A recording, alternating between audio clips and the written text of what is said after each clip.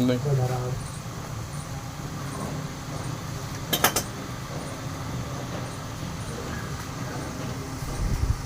butterfly electronic throttle ਇਹਦੇ ਵਿੱਚ computer butterfly ਨਹੀਂ ਕਹਿੰਦੇ ਸੀ इधर थ्रॉटल वाल्व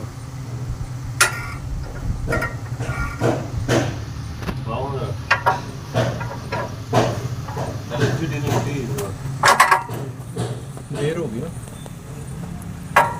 भी 25,000 किलोमीटर तो बाद सर्विस की ज़रूरत होती है स्पार्क प्लग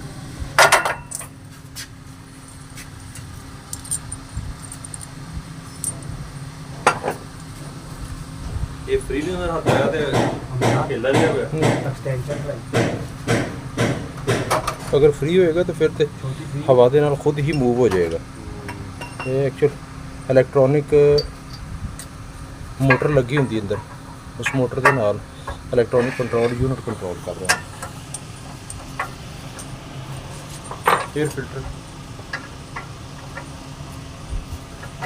कितने किलोमीटर चल गया एयर फिल्टर ਇੰਨਾ ਕਿਲੋਮੀਟਰ ਦਾ ਕੋਈ ਨਹੀਂ ਬੰਦੋ ਖਰਾਬ ਹੋਏ ਚੇਂਜ ਕਰ ਗਿਆ